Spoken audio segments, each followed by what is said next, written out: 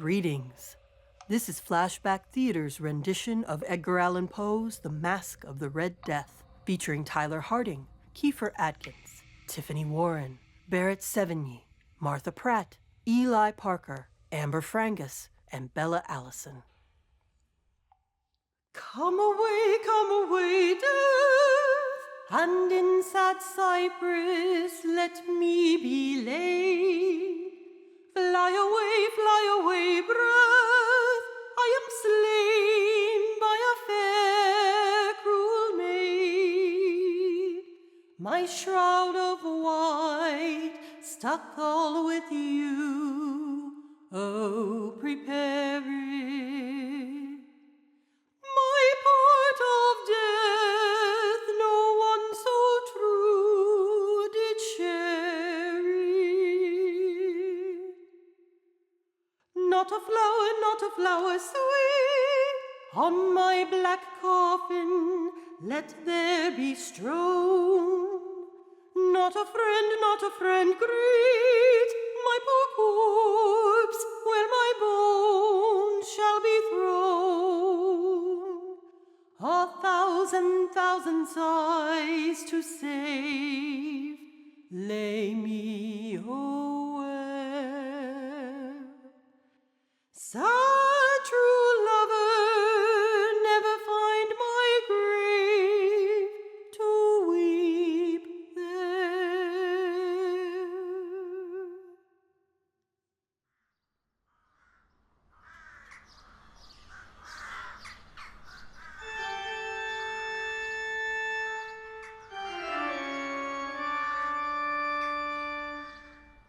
Good evening.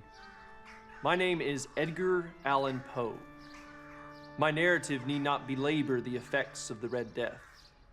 You know them, you've lived them.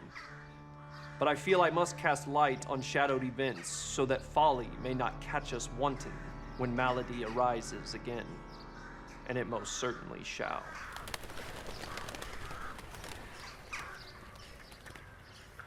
The Red Death has long devastated the country. Sharp pains and sudden dizziness, and then profuse bleeding at the pores with dissolution.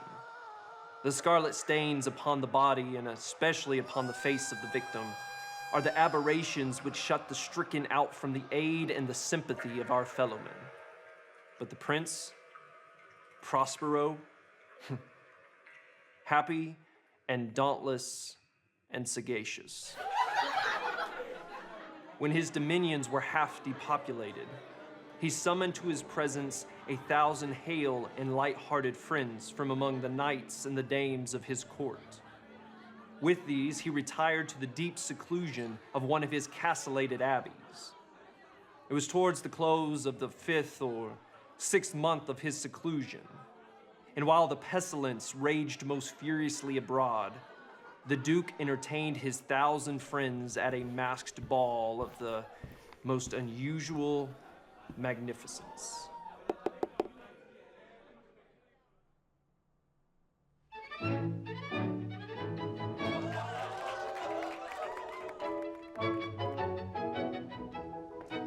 Lady Anjou, of course. A mask of such originality and elegance can only grace one of your standing. Welcome! I might have known that you'd find passage to the Duke's Mask. I've not been, but have always found traffic and gossip regarding the affair intriguing, if a little morose. That he would conduct such a baroque soiree amidst this compact contagion is deliciously scandalous. Prospero rejects the overweening fear of the masses. And yet, he himself has chosen to remain in self-quarantine these past 6 months. Fear couched in luxury can be veiled as patience. I wonder if he grieves, or even thinks of the fear and frenzy outside these walls. It's folly to grieve or to think when all the appliances of pleasure are at hand.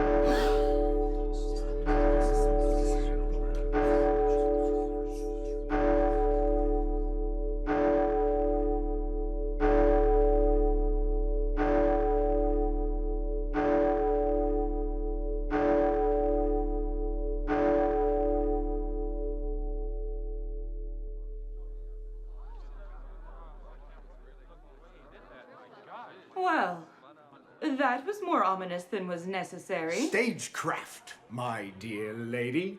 10 o'clock. The night is young. Is it true that each apartment of the Abbey feature their own color? I'm afraid scant poetry cannot satisfy the ears in that regard. Take my arm, madam. Let me fill your eyes with an array of hues to glut your senses. A voluptuous scene! And this is only the lobby. The Abbey is an imperial suite of 7 apartments. In many palaces, such suites form a long and straight vista. The view of the whole extent is scarcely impeded. Here, the case is very different, as one might expect from the prince's love of the bazaar. Rather like a maze of sharp turns. And at each turn, a novel effect. A gay and magnificent revel. Each room holds exquisite company. What grand Gothic windows. And look! I've not seen color of such hue in stained glass before. The prince has a fine eye for colors and their effects. Notice the disregard for the decora of mere fashion. His tastes are bold and fiery, and his conceptions glow with barbaric luster. There are some who think him mad. His followers feel otherwise. It is necessary to hear and see and touch him to be sure that he is not. This way, my lady. But don't you wonder at the grotesque character of the masqueraders? The glare, the glitter... The piquancy and phantasm, all part of Prospero's movable embellishments, and dreams such as these writhe in and out of each room. Each apartment is densely crowded, and in them beat feverishly the heart of life. This room! Blue! Vividly blue! Another is purple in its ornaments and tapestries, a third green throughout, one lighted with orange, a fifth white, yet another with violet. Look here! This lonely room is certainly not fashioned like the others. So closely shrouded in black velvet tapestries, both over the ceiling and down the walls, falling in heavy folds upon a carpet of the same material and hue. Yes, and in this chamber alone, look, the stained glass fails to correspond with the decor. The panes are scarlet, a deep blood color. The light is wholly different in this room. Wait, now that I think about it, there were neither lamps nor candelabras in the other apartments. Each is lighted by a brazier of fire outside the windows, so that the stained glass might produce a multitude of gaudy and fantastic appearances. Of course. The countenance of the guests, no matter their choice of mask and costume, seemed to share an abhorrent joy and insensible satisfaction. But here in the western room, or black chamber as it's called, the effect of the firelight that stream upon the dark hangings through the blood-tinted panes are ghastly in the extreme. They produce so wild a look upon those who enter that there are few at all bold enough to set foot within its precincts.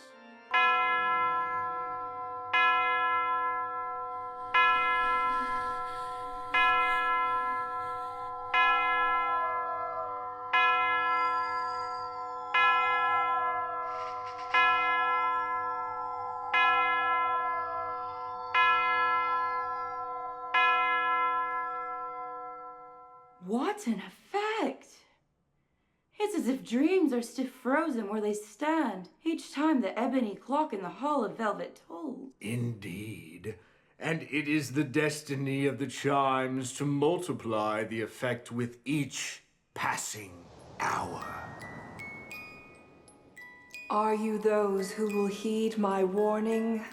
Madam, you startled us. Have you been in this room all along?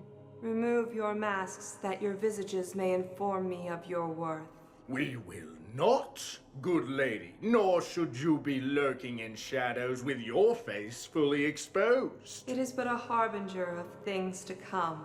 There you stand in gray rags, beshrewd hair with bare face, moaning vague pronouncements. Speak to us if you have something to say. There is one in this abbey whose mask will be removed to reveal such horrors as your masks deign to shroud. But take heart. Neither of you will have audience to this horror.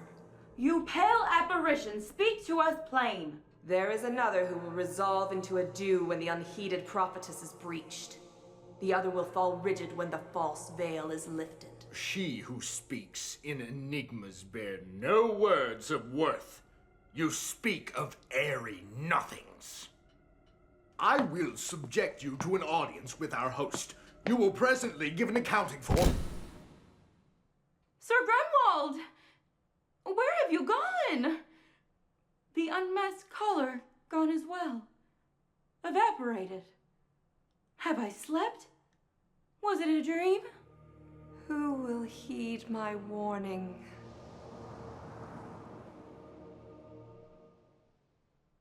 This faint wind of prophecy heaves my flesh to action.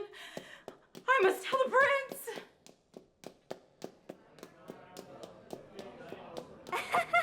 Look! A bolting specter flies with purpose.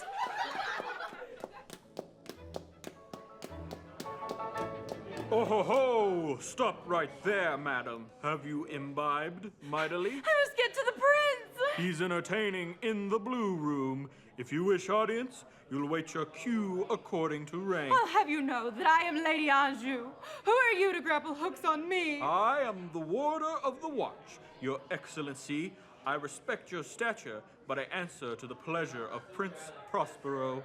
I must levy a petition before I grant audience. I fear the grains of time are far fewer than such ceremony will allow. You claim you are Lady Anjou, but your mask shades your identity. I will remove the visor and demand respect for my petition!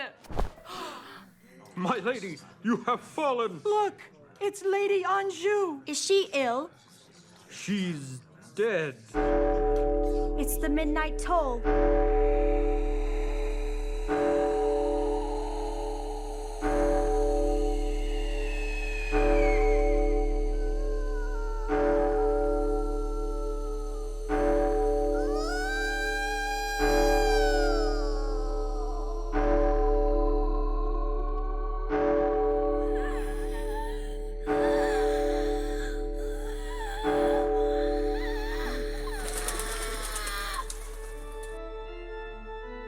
The evolution of the waltzers were quieted, and there was an uneasy cessation of all things as before. And thus it happened, perhaps that more thought crept with more of time into the meditations of the thoughtful among those who reveled. And thus too it happened, perhaps that before the last echoes of the last chime had utterly sunk into silence, there were many individuals in the crowd who had found the leisure to become aware of the presence of a masked figure which had arrested the attention of no single individual before. Did anyone else feel that? A touch. A heavy hand. 'Tis a drowsy blanket boding far more than Lady Anjou's death. Look!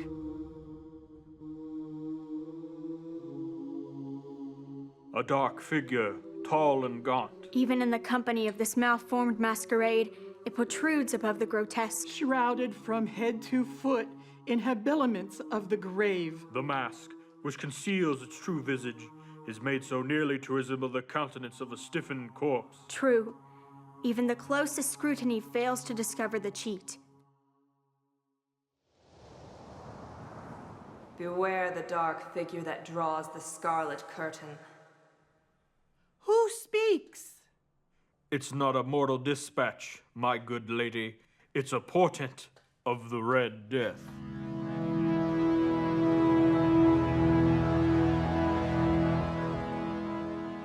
The strange figure's vesture was dabbled in blood, and his broad brow, with all the features of the face, was besprinkled with the scarlet horror.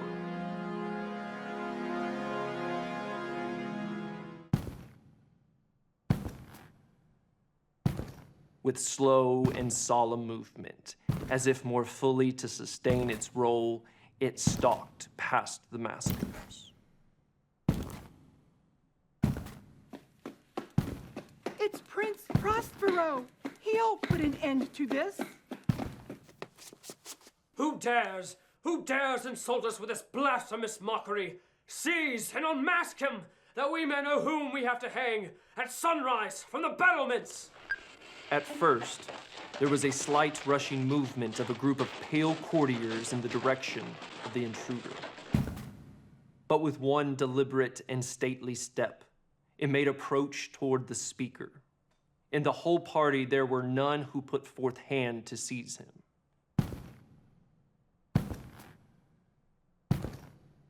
Unimpeded, he passed within a yard of the prince's person, and while the vast assembly, as if with one impulse, shrank from the centers of the rooms to the walls, he made his way uninterruptedly, but with the same solemn and measured step which had distinguished him from the first, through the blue apartment to the purple, through the purple to the green, through the green to the orange, through this again to the white, and even thence to the violet, before he arrived at the black chamber.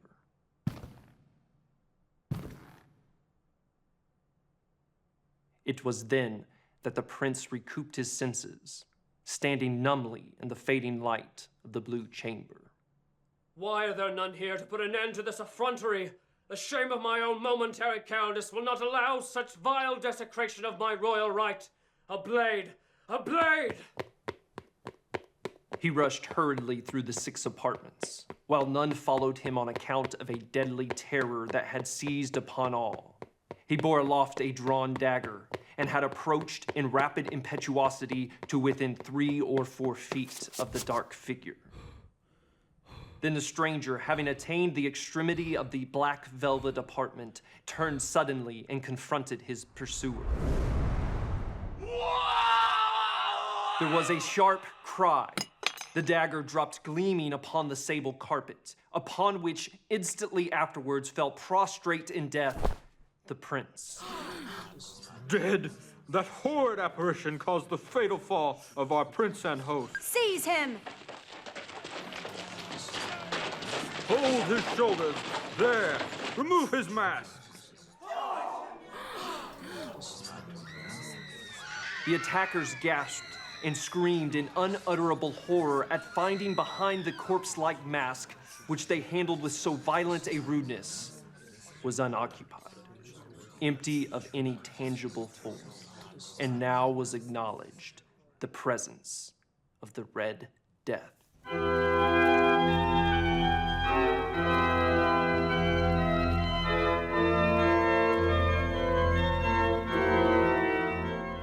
He had come like a thief in the night.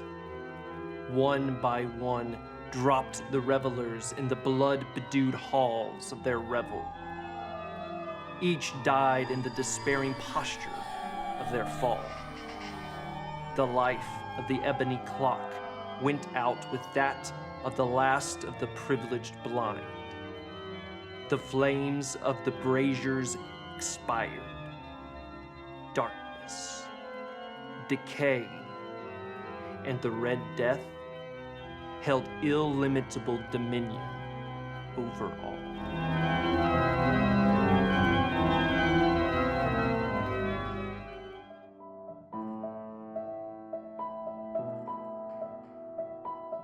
Beware. There are chords in the hearts of the most reckless which cannot be touched without emotion. Even with the utterly lost, to whom life and death are equally jests, there are matters of which no jest can be made.